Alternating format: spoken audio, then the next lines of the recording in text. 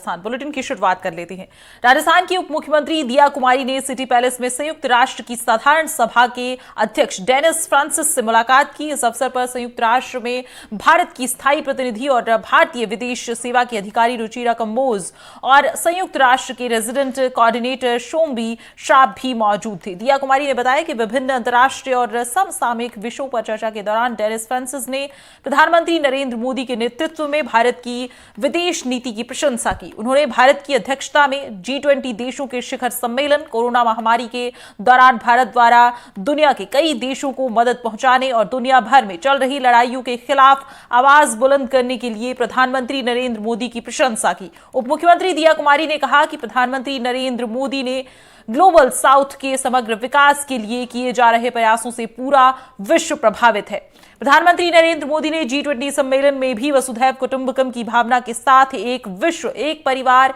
एक भविष्य का नारा दिया और अंतर्राष्ट्रीय सोलर अलायंस के माध्यम से दुनिया भर को एक सूत्र में पिरोने का प्रयास कर रहे हैं। दिया कुमारी ने इस अवसर पर धरोहर संरक्षण के विषय पर भी विस्तार से चर्चा की। आपको बता दें कि संयुक्त राष्ट्र की साधारण सभा के अध्यक्ष डेनिस फ्रांसिस भारत के 5 दिवसीय दौरे पर हैं।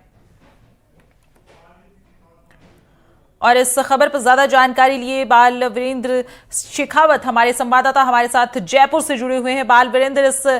मीटिंग के क्या मायने हैं और क्या कुछ खास निकलकर सामने आया है, हमें बताएं जरा।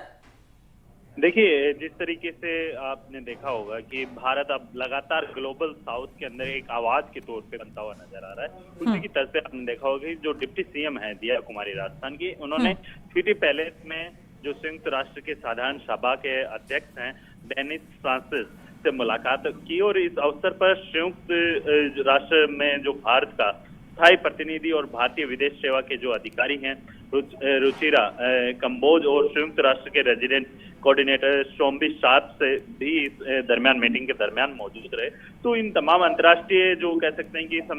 जो विषय है उनको लेके ये पूरी चर्चा की गई है और किस तरीके से जो प्रधानमंत्री मोदी हैं उनके नेतृत्व में भारत की जो विदेश नीति है उसके लेकर ये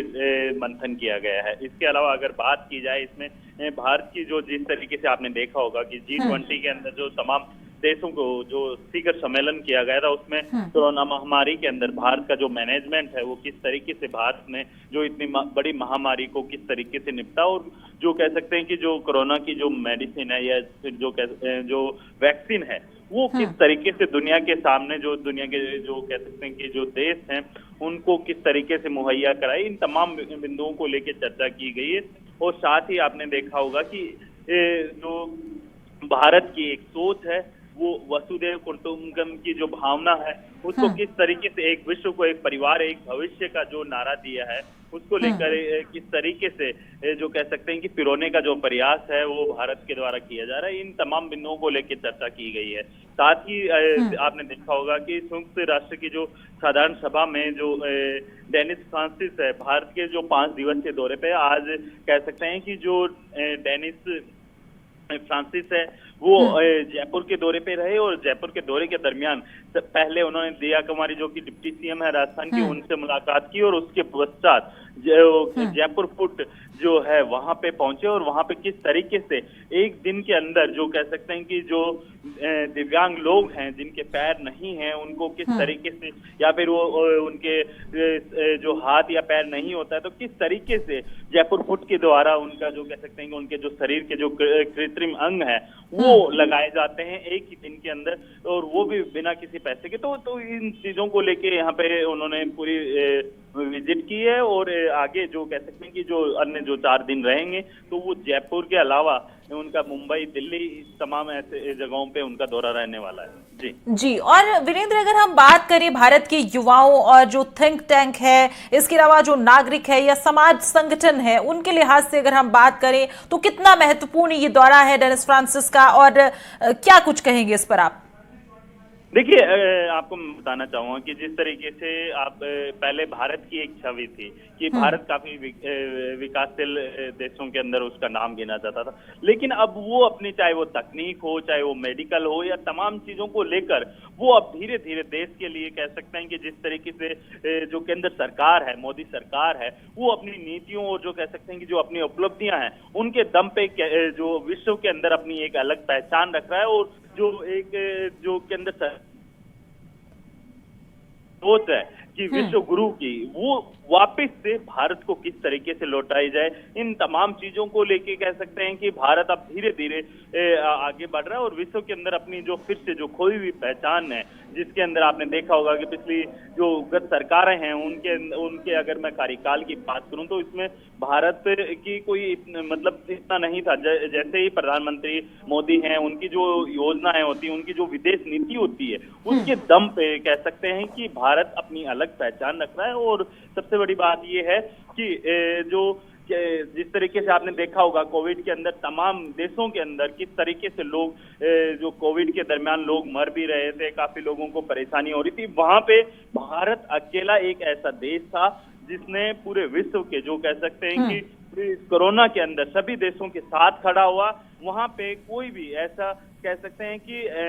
ना किसी देश की जाति देखी, ना धर्म देखा, केवल इंसानियत देखी। वहां पे भारत के प्रधानमंत्री के द्वारा तमाम देशों को कोविड की जो वैक्सीन है वो उपलब्ध करवाई गई है। तो इससे एक साफ तौर पे मैसेज जा रहा है कि जो भारत की विदेश नीति है वो काफी महत्वपूर्ण भी हो जाती है और उस विदेश नीति के दम पे ही भारत कह सकते हैं कि जो पूरे विश्व के अंदर अपनी एक अलग पहचान बना रहा है। जी। और अगर वीरेंद्र एक चीज और हम देखें और इस पर अगर हम बात करें तो जो भारी अनिश्चितताएं हैं आज के समय में, बढ़ते भू राजनीतिक तनाव जो है, संघर्ष है, इसके अलावा जलवायु परिवर्तन के जो चीजें सामने आती हैं, क्योंकि ये वैश्विक समुदाय के लिए अस्तित्व संबंधी एक खतरा भी है। इस पर अगर बातचीत हुई हो या इन चीजों को भी ध्यान में रखा जाए तो इस पर क्या कुछ होगा या क्या चर्चा होगी, क्या कहेंगे? देखिए, आपको मैं बताना चाहूंगा कि अगर जलवायु परिवर्तन की बात होती है तो आप देखेंगे कि जब कोई इवेंट, बड़े इवेंट किए जाते थे विदेशों के, विदेशी जो कह सकते हैं कि बड़ी एजेंसियां हों या फिर सरकारों के द्वारा, भारत को इतनी अहमियत नहीं दी जाती थी। लेकिन अब धीरे धीरे आप देख रहे हैं कि जिस तरीके से भारत अपनी अलग ही पहचान रख रहा है और किस तरीके से हर जो कह सकते हैं कि विदेश नीति के अंदर आप देखेंगे कि जैसे अभी G20 हुआ, जिस तरीके से G20 के अंदर जो तमाम जो देश के जो कह सकते हैं कि जो अन्य देशों के जो राजनयिक भारत पहुंचे थे, उनके सामने एक मैसेज दिया कि भारत भी अपनी अलग जो कह सकते हैं कि पहचान रखता है। यहाँ पे भी कह सकते हैं कि भारत ही आत्मनिर्भर है, क्योंकि वो किसी के ऊपर डिपेंड नहीं है। जिस तरीके से आपने देखा होगा कि प्रधानमंत्री मोदी की जो मुलाकात है, कई ऐसे विदेश दौरों पे आप देखते हैं कि वो किस तरीके से उनकी जो कह सकते हैं कि जब भी प्रधानमंत्री मोदी जहां से भी निकलते हैं या फिर जिस किसी भी देश के अंदर दौरा होता है, तो वहां की जो प्रमुख जो नेता होते हैं उनके जो रिस्पेक्ट के अंदर जो कह सकते हैं कि उन भारत की रिस्पेक्ट के अंदर एक भारत को रिप्रेजेंट करते हैं, क्योंकि प्रधानमंत्री मोदी, इसलिए उनकी रिस्पेक्ट के तौर पे जो नेता हैं उनके साथ सेल्फी लेते हैं या खड़े होते हैं। तो ऐसी कई जो तस्वीरें हैं वो देखने के लिए मिलती है। तो उसका कहीं ना कहीं जो कह सकते हैं कि भारत की जो एक पिछली जो कह सकते हैं कि जो तस्वीर बनी हुई थी, अब जो विकसित भारत है उसकी तस्वीर जो सामने बनती हुई नजर आ रही है। जी वीरेंद्र।